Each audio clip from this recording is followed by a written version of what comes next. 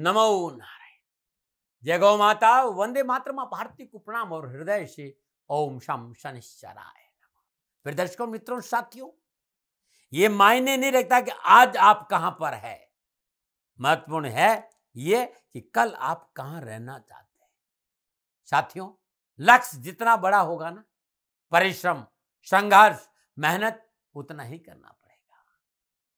और वास्तव में उड़ने के सपने को साकार करना हो ना, तो रातों में जागना भी पड़ता है भाई। ओम नमो नारायण, ओम नमो नारायण। दर्शकों, मित्रों, साथियों, 4 सितंबर 2023 बृहस्पति देव यानी धन, वैभव, सुख, समृद्धि, ज्ञान के कारक बृहस्पति देव 118 दिन के लिए वक्री हो रहे हैं और ये 31 दिसंबर 2023 तक वक्री रहेंगे, यानी पूरे 118 दिन तक बृहस्पति देव वक्री होंगे। वक्री कहां हो रहे हैं? अपने मित्र ग्रह यानी मंगल देव की राशि मेष में हो रहे हैं। मित्रों, साथियों, इस समय कर्म फलदाता शनिदेव अपनी मूल त्रिकोण राशि कुंभ में वक्री है और 4 सितंबर से बृहस्पति देव अपनी मित्र राशि में वक्री हो रहे हैं, यानी शुभ अवस्था में वक्री हो रहे। शुभ अवस्था में वक्री होंगे तो चेष्टा फल बढ़ेगा, शुभत्व बढ़ेगा। शनिदेव अति शुभ अवस्था में संचरण कर रहे हैं और बृहस्पति देव भी इस समय अति शुभ अवस्था में संचरण कर रहे हैं। दोनों का तिरेकादश संबंध है, 3-11 का संबंध है। मैं हमेशा कहता हूं, ये मेरा अनुभव है साथियों, मैं दबाव नहीं देता हूं, जब भी बृहस्पति देव और शनिदेव का किसी भी रूप में संबंध स्थापित हो, मणिकांचन योग बनता है। बृहस्पति देव मेष राशि में 4 सितंबर 2023 शाम 7:40 पर वक्री होंगे। पुनः याद दिला रहा हूं, 31 दिसंबर 2023 तक वक्री रहेंगे, यानी 118 दिन, यानी साल का अंतिम दिन तक बृहस्पति देव वक्री रहेंगे। अब 12 राशियों पर इसका क्या प्रभाव रहेगा, थोड़ी सी गणनाओं पे आना चाहता हूं। जिस समय बृहस्पति देव वक्री हो रहे हैं ना, 4 सितंबर 2023 शाम 7:40, उस समय मीन लगन है। बृहस्पति देव शुक्रदेव के नक्षत्र भरणी में तीसरे चरण में संचरण कर रहे हैं। लग्नेश बृहस्पति मेष राशि धन भाव में संचरण कर रहे हैं राहुदेव और चंद्रदेव के साथ। थोड़ा सा एक भय और निकाल लीजिए कि भाई ये चंडाल योग है। डिग्रियां देख लीजिए कि राहुदेव किस डिग्री में और बृहस्पति देव किस, बहुत अंतर है डिग्रियों का। इसलिए यह भय नहीं है कि बृहस्पति देव चंडाल योग में संचरण करें, कतई नहीं। सूर्यदेव बुध देव सिंह राशि में संचरण कर रहे हैं, मंगल देव कन्या राशि 7वें भाव में, शनिदेव कुंभ राशि 12वें भाव में, केतुदेव तुला राशि 8वें भाव में संचरण कर। सूर्यदेव बुध देव बृहस्पति देव का 9व पंचम योग भी है। बृहस्पति देव शुक्रदेव का 14th योग है और बृहस्पति देव और शनिदेव का त्रिएकादश संबंध है और मंगल देव और बृहस्पति का देव का षडाष्टक संबंध है। इन संपूर्ण ग्रह योगों का सूक्ष्म दृष्टिकोण से अवलोकन करूं नक्षत्र गणनाओं के आधार पर, तो यह समय संपूर्ण चराचर जगत के लिए उत्तम लाभ और सफलता का संकेत है। और भारत का भाग्येश और कर्मेश शनि है और बृहस्पति देव के से अति शुभ अवस्था में त्रिएकादश संबंध है। राष्ट्र प्रगतिशील होगा, राष्ट्र का परचम लहराएगा, राष्ट्र विकास की ओर अग्रसर होगा, समाज में वर्चस्व, ज्ञान, शिक्षा, इसका प्रभुत्व बढ़ेगा, नवीन योजनाएं फलीभूत होगी, चराचर जगत में भारत का वर्चस्व बढ़ेगा। भारत की आर्थिक नीति, उद्योग नीति, सनातन संस्कृति का अद्भुत वर्चस्व पूरे विश्व में देखने को मिलेगा। ये मैदनी ज्योतिष कह रही है। बृहस्पति देव 9 ग्रहों में परम उच्च पद पर देव गुरु के पद पर विराजमान है और बृहस्पति देव धर्म, धन, स्वास्थ्य, उच्च पद, सुख, सौभाग्य, उन्नति, समाज में वर्चस्व, ज्ञान, शिक्षा, शादी, संतान का प्रतिनिधित्व करता है। और ज्योतिष शास्त्र के विद्वानों ने बृहस्पति देव का सबसे नैसर्गिक शुभ ग्रह माना है। जिस भाव को बृहस्पति देखते हैं उस शुभ फलों में वृद्धि करते हैं। और पिछले इन 50-55 सालों का यह अनुभव रहा है कि निजगत कर्मों के अनुसार यदि बृहस्पति देव आपकी जन्म कुंडली में दुर्योग, निजगत कर्मों के अनुसार यदि जातक की जन्म कुंडली में कोई भी दुर्योग जन्म कुंडली में है, लेकिन लगन भाव में बृहस्पति हो, बृहस्पति शुभ हो, सभी दोषों के दूर करने का सामर्थ्य बृहस्पति देव में रहता है। बृहस्पति देव को एथिक्स का कारक माना, नीति, नियम, धर्म, सिद्धांत का कारक माना है, विद्या का महान विद्वान ग्रह माना है बृहस्पति देव को, और विद्या का मूल कारक ग्रह बृहस्पति देव है। बुध देव बुद्धि का कारक है। यह अद्भुत है। धनु और मीन राशि का स्वामी ज्योतिष भाषा में कर्क राशि में उच्च का माना और मकर राशि में इन्हें नीच का माना जाता है। 3 अक्टूबर को भरणी नक्षत्र के दूसरे चरण में आएंगे और 31 अक्टूबर को भरणी नक्षत्र के प्रथम चरण में संचरण करेंगे। 26 नवंबर को अश्विनी नक्षत्र के चौथे चरण में आएंगे और 31 दिसंबर को बृहस्पति देव मार्गी होंगे। बृहस्पति अपनी मित्र राशि मेष में वक्री हो रहे हैं। बृहस्पति देव का मेष राशि में शुभ संचरण है और जब कोई भी ग्रह शुभ अवस्था में वक्री होता है तो चेष्टा बल बढ़ता है, यानी शुभता में वृद्धि होती है। बार बार समझा रहा हूं। और एक बात और ध्यान रखनी, आपकी जन्म कुंडली में बृहस्पति देव यदि वक्री अवस्था में संचरण करें तो आपके शुभ फलों में अधिक वृद्धि होगी। ये ध्यान रखिएगा मित्रों। साथियों, गणनाओं की बात कर रहा हूं मैं और गणनाएं ये कह रही है कि बृहस्पति देव की जो अवस्था है इस समय वो अति शुभ अवस्था है। हां, जो मैं आपके सामने राशिफल लेके आऊंगा ये जनरल है। आपके लगन और आपकी राशि के अनुसार भी देखेंगे तो फलाफल आपको सही मिलेंगे, लेकिन ये जनरल है। आप चाहते हैं कि आपकी जन्म कुंडली में बृहस्पति देव आपको क्या फल प्रदान कर रहे हैं तो नीचे नंबर आ रहे हैं। इन नंबरों पर संपर्क करके आप मेरे से संपर्क स्थापित कर सकते हैं। मित्रों और साथियों, एक बात और कहना चाहता हूं, क्योंकि बृहस्पति देव इस समय शुभ अवस्था में है। राहु के षड्यंत्रों से भी बृहस्पति देव बाहर है और राहु 30 अक्टूबर को राशि परिवर्तन करके मीन राशि में आ जाएंगे। तो राहु जिस राशि में विराजमान होते हैं उस राशि के उत्तम फल प्रदान करते हैं। तो बृहस्पति देव के फल राहु देगा। हां, राहु का जो निजी स्वभाव है, अनऑर्थोडॉक्स, अनकन्वेंशनल, अनप्रेडिक्टेबल, तो मेरे को राशि से इतना ही कहना है कि साथियों, राशि से बड़ा कोई नहीं हो सकता। न राशि से बड़ा कोई था, न होने की संभावना है। यदि आप चाहते हो कि भारत विकास करे, भारत में विकास की लहर दौड़े, भारत का हर व्यक्ति समृद्धिशील और सुखी है, तो धर्म को लेकर अनर्गल बयानबाजी शोभा नहीं देती। इस पर आपको कंट्रोल करना पड़ेगा। भाषा में शालीनता का परिचय देना होगा, क्योंकि अनर्गल भाषा, अनर्गल बयान राष्ट्र की जो सामाजिक व्यवस्था है उसमें तकलीफ दे सकता है। मित्रों और साथियों, एक बात और ध्यान रखिएगा।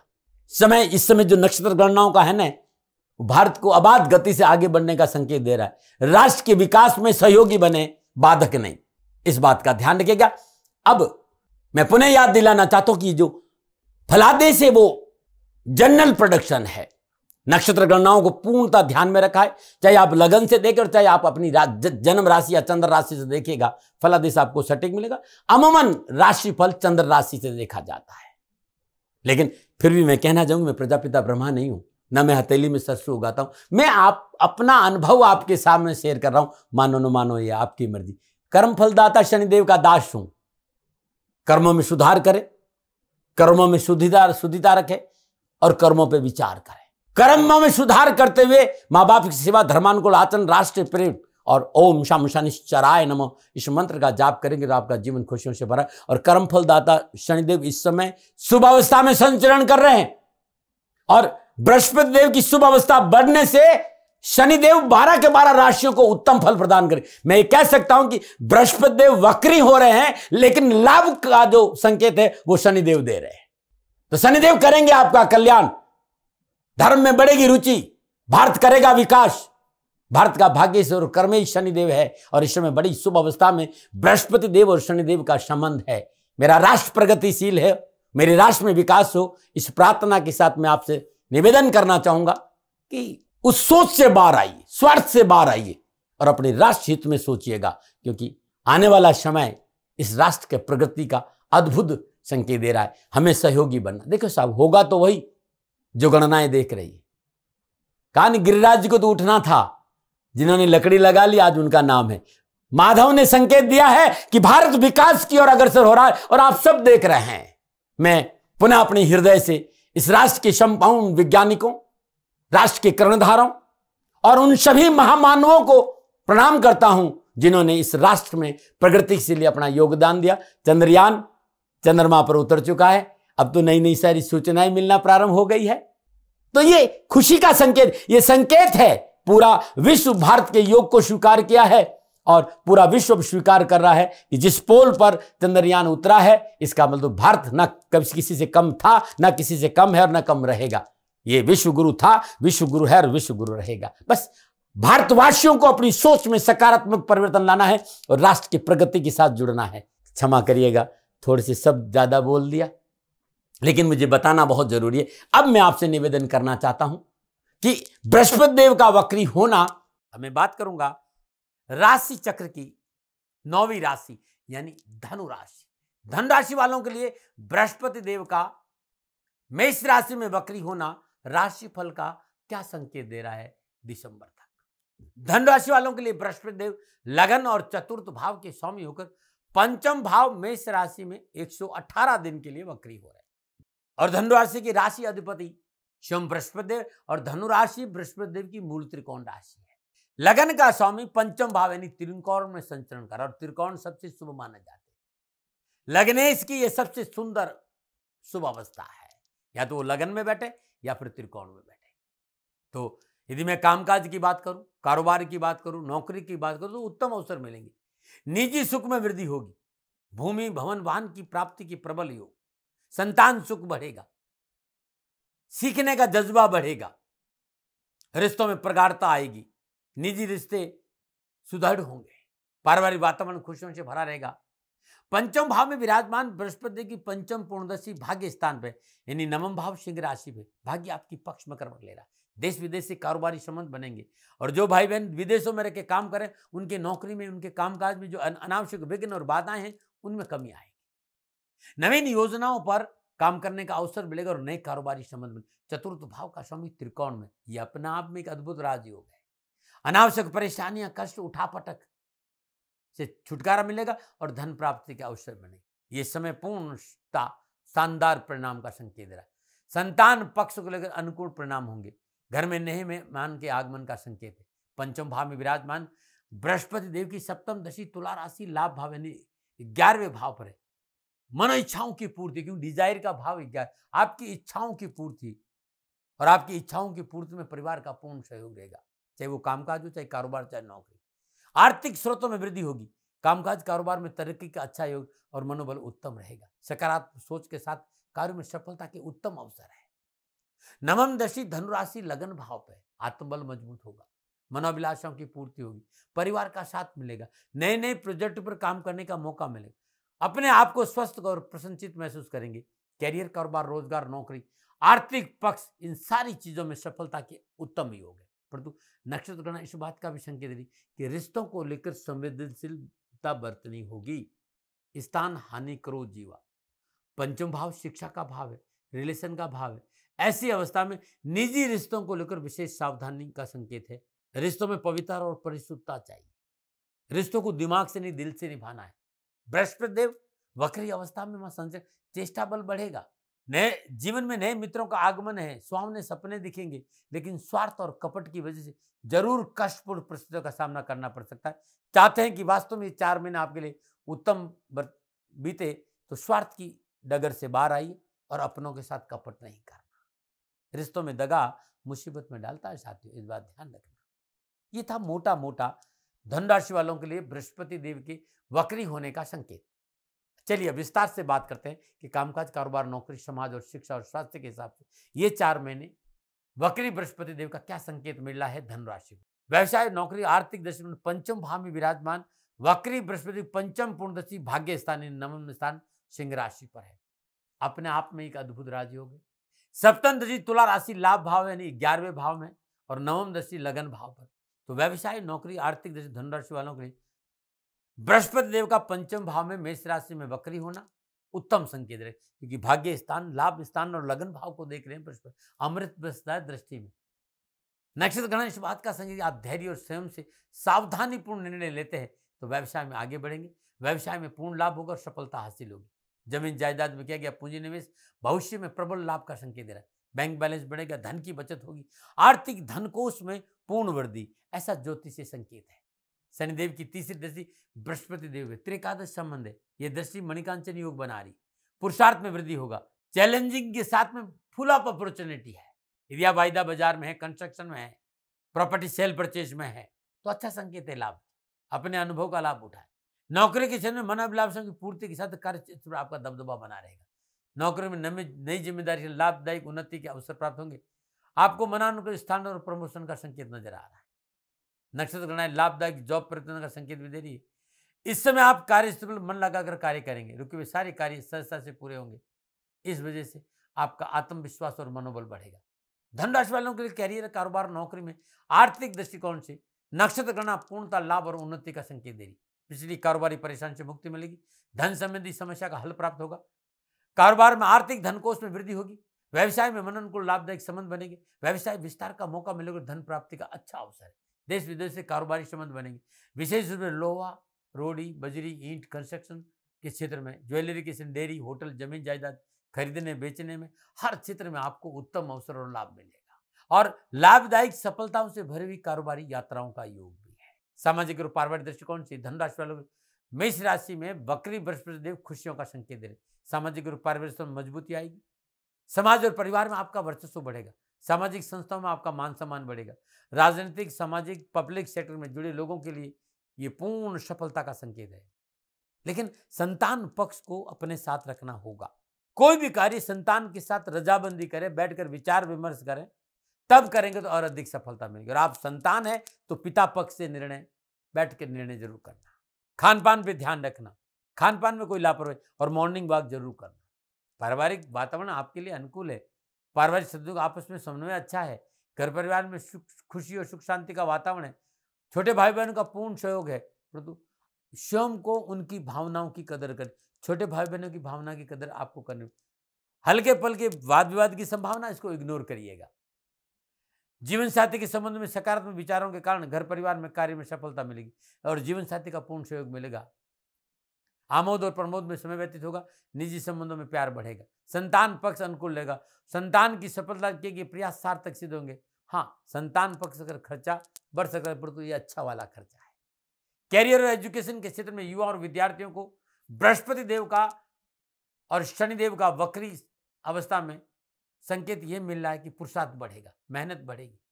पुरुषार्थ को मेहनत पर फुल ऑफ अपॉर्चुनिटी मिलेगी। कैरियर और एजुकेशन के हिसाब से बहुत उत्तम और लाभदायक समय। पढ़ाई में मन लगेगा। कामकाज के अच्छे अवसर में धन की प्राप्ति होगी। नौकरी में प्रमोशन, जॉब संबंधी मसले हल होंगे। मन प्रफुल्लित और प्रसन्नचित्त रहेगा। शिक्षा के क्षेत्र में परिवार का पूर्ण सहयोग मिलेगा। परीक्षा में मनोनुकूल परिणाम प्राप्त होंगे। विद्यार्थी इसमें पढ़ाई लिखाई में पूर्णता लगन से ध्यान देंगे और सफलता मिलेगी। Medical, law, management, interior decoration, music, नृत्य, यूपीएससी की तैयारी करें, उन लोगों के लिए उत्तम समय। हाँ, थोड़ी मेहनत जरूर है, लेकिन सफलता मिलेगी। बस आर्ग्यूमेंट और तर्क शक्ति को थोड़ा सा संतुलित रखना है। बात स्वास्थ्य की करूं तो स्वास्थ्य की दृष्टि से धनराशि वालों के लिए स्वास्थ्य संबंधी उतार चढ़ाव का संकेत तो है। नर्वस सिस्टम को लेकर, मोटापा को लेकर, शुगर को लेकर, हाई बीपी, लो बीपी को लेकर परेशानी है, लापरवाही मत करिए। कोई पुरानी बीमारी है तो नियमित जांच के प्रति सजग रहे। ब्लड प्रेशर, शुगर, घुटनों में दर्द, वेट संबंधी परेशानी, फैटी लिवर, पेट संबंधी कोई परेशानी का संकेत है, इसलिए चिकित्सा में तुरंत सहारा लीजिएगा, आपके लिए उत्तम रहेगा। अब दिसंबर तक विशेष सावधानी क्या है? अत्यधिक आत्मविश्वास से बचे और एटीट्यूड सकारात्मक रखें। बोल अमलों को बोल, हे में तोल, पीछे बोल, और वैवाहिक मर्यादाओं का पालन करें। एक बात और कहूंगा, सब कुछ ठीक है, लेकिन संतान से रिश्ते नहीं बिगड़े, इस बात पर विशेष ध्यान दीजिएगा। अपनों की आवश्यकताओं पर ध्यान, जरूरतों पर संवेदनशीलता बरतनी होगी, परंतु विवादित जमीन जायदाद, प्रॉपर्टी में इन्वेस्टमेंट नुकसान देगा, लापरवाही नहीं करें। राजनीतिक लोगों से संबंधों में थोड़ी सावधानी बरतें। राजनीतिक लोगों को उतनी ही जानकारी दे जितने आपको देनी चाहिए। आवश्यक से अधिक जानकारी राजनीतिक मित्रों को देंगे तो आपको नुकसान होगा। पारिवारिक सदस्यों की आवश्यकता पर ध्यान दें, उनके साथ बैठे, उनकी सुने। ऐसा करेंगे तो आपके लिए बहुत अच्छा रहेगा। और थोड़ा सा परिवार पे ध्यान नहीं दिया तो पारिवारिक कलह का संकेत है। माता के साथ रिश्तों को लेकर अनावश्यक तनाव नजर आ रहा है। संवाद पर कंट्रोल रखें। आपसी रिश्तों में तल्खी के कारण पैतृक संपत्ति के मसले उलझ सकते हैं, लापरवाही नहीं करें। क्या उपाय करें? धनराशि वालों, ओम ग्राम ग्रीम ग्राम श गुरुवे नमः और ओम श्री शिवाय नमस्तुभ्यम हर रोज सुबह और शाम इस मंत्र का जाप करें। भगवान शिव के शिवलिंग पर नियमित 4 महीना हर रोज सुबह श्रद्धानुसार बेलपत्र, मृत्युंजय मंत्र का जाप करते हुए अर्पित करेंगे तो आपके लिए उत्तम रहेगा। गरीबों को सर्दी के मौसम में कंबल जरूर बांटिएगा। एक पका हुआ पपीता छीलकर गाय को खिलाना गुरुवार के दिन अति शुभ रहेगा। 6 मुखी रुद्राक्ष 2 दाना, काजू रुद्राक्ष 2 दाना और 9 मुखी रुद्राक्ष 2 दाना और 12 मुखी रुद्राक्ष 1 दाना गले में धारण करना उत्तम रहेगा। नमो नारायण। फिर दर्शकों मित्रों साथियों, यह था धनु राशि का बृहस्पति देव का मेष राशि में बकरी होने का निज आंकलन के आधार पर राशिफल। मित्रों साथियों, न भय न भ्रम न भ्रांति न विवाद न तर्क, सेकंड ओपिनियन का अधिकार आपका था, आपका है, आप ही का रहेगा। मानो न मानो, ये आपकी मर्जी। ओम नमो नारायण। राजस्थान का हर व्यक्ति जानता है दाती महाराज गायों से बहुत प्यार करते हैं, बेटियों से बहुत प्यार करते हैं। हजारों सैकड़ों बेटियों के लिए, जीवन के लिए मैंने अपना संपूर्ण जीवन दिया है और ये मेरा शौक था, मेरी राष्ट्र की धरोहर थी और ये करना मेरा कर्तव्य और कर्म था। मैं आपको किसी वजह से नहीं सुना रहा हूं, बस खाली बता रहा हूं कि ये मेरा जीवन का लक्ष्य रहा है। मनुष्य हूं और मानव होने के नाते मेरा कर्तव्य है कि मैं अपनी राष्ट्र की सेवा करूं। मैं इस राष्ट्र का नागरिक हूं। 30 सालों से मैं बेटी बचाओ और गौ सेवा में अपना जीवन इस राष्ट्र के साथ लगाया है। वर्तमान परिस्थितियां आर्थिक दृष्टिकोण से मेरी अनुकूल नहीं है। धन नहीं मांग रहा हूं कि मुझे आप पैसे दीजिए, नहीं, पहले भी कभी नहीं मांगा और अब भी मैं नहीं कह रहा हूं और ये मेरा अहंकार नहीं है, क्योंकि धन को लेकर मैं राष्ट्र के सामने कभी नहीं आया था।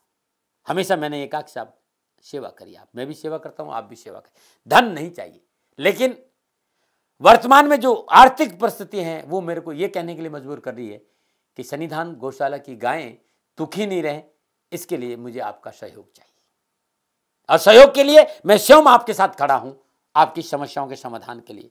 भाई, आप अपनी जन्म कुंडली का अवलोकन कराना चाहते हैं, आप अपनी जन्म कुंडली बनाना चाहते हैं, आपको बहुत सी चीजों की जानकारी चाहिए, तो मैं आपके साथ खड़ा रहूंगा, पूरे साल खड़ा रहूंगा, जब तक जीऊंगा तब तक खड़ा रहूंगा।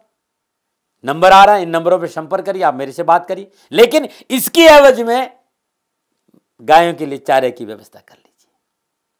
और इसीलिए मैंने कहा था कि भाई थोड़ा दिन इस समय मैं परेशानी में हूं और मेरी गायें चारों को लेकर थोड़ी सी परेशान हैं। ऐसा हृदय से आया, लोगों ने कहा कि राष्ट्र आपसे प्यार करता है दाती महाराज, एक बार निवेदन करिए। तो मैं दान नहीं मांग रहा हूं, फिर भी मैं अभी भी मेरा ये अहंकार नहीं है साथियों, मेरा राष्ट्र सर्वोपरि है। मैं ये नहीं कह रहा हूं, मैं ये कह रहा हूं मैं परिश्रम करूंगा आपके लिए और परिश्रम के एवज में गायों के लिए चारे की व्यवस्था करिए। शनि भगवान आपकी रक्षा करे और आपका जीवन सदा खुशियों से भरा रहेगा, ऐसा मेरा निवेदन। और वे लोग जो सक्षम है, सामर्थ्यवान है और जिन्हें दाती महाराज के ज्योतिषीय समाधान की आवश्यकता नहीं, तो उनको मेरा प्रणाम, क्योंकि बहुत से लोगों को मैंने देखा है पिछले 1 महीने में लगभग 20 से 25-50 लोग ऐसे भी हैं जिन्होंने सन्निधान गौशाला में 2100 रुपया चारा कर दिया है। मैं उन सब के प्रति अपना आभार प्रकट करता हूं और ये सहयोग मैं जीवन भर याद रखूंगा। मित्रों, समय ऐसा है कि मेरी परिस्थिति आर्थिक दृष्टिकोण से अनुकूल संकेत नहीं दे रही है, इसलिए मैंने राष्ट्र से कहा कि सन्निधान गौशाला में परेशानी नहीं चाहिए। सरकार सपोर्ट कर रही है, अपनी सीमाओं में रहते हुए जो सरकार करती है, लेकिन उससे पूरा नहीं पड़ता है, ये आप भी जानते हैं। शासन की अपनी एक सीमा है और अपनी मर्यादा है और शासन के पास और बहुत से काम है, लेकिन फिर भी मैं आप सभी का धन्यवाद देते हुए हृदय से पुनः एक बार निवेदन करना चाहता हूं कि आपको लगता है कि दाती महाराज के साथ सन्निधान गौशाला में खड़ा रहना है, तो नंबर है, जरूर सहयोग करें। मेरा कोई दबाव नहीं है, प्रार्थना थी। ओम नमो नारायण। ओम नमो।